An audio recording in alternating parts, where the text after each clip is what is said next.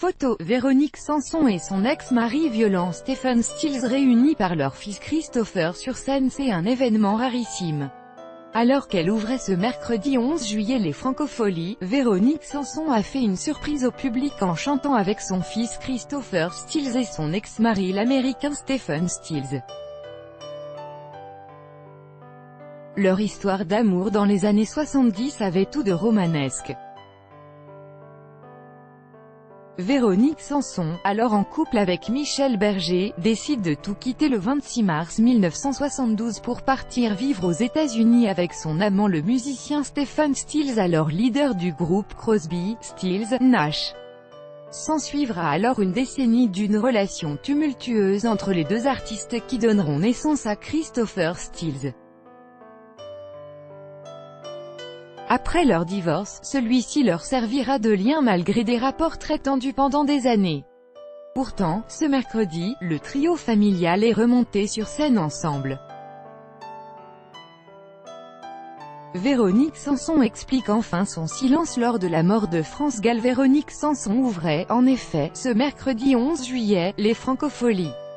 Mais lors des rappels, la chanteuse a réservé une petite surprise à ses fans venus l'acclamer en faisant monter sur scène son fils Christopher et son ex-mari Stephen Stills. Dans une interview accordée aux Parisiens, Véronique Sanson a confié sa joie de se retrouver ainsi à chanter avec sa famille. La musique est intemporelle, on s'en fout de ne pas avoir joué à 3 pendant 10 ou 20 ans, quand je joue avec Titou, surnom donné à son fils Christopher, NDLR, c'est extraordinaire, c'est un cadeau, pareil avec Stephen. Ce sont les deux meilleurs musiciens du monde.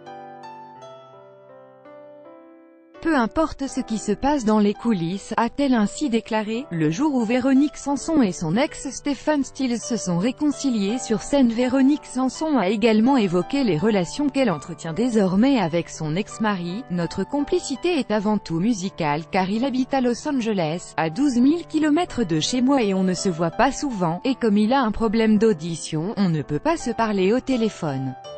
Mais on n'a jamais perdu contact. Christopher fait aussi le lien.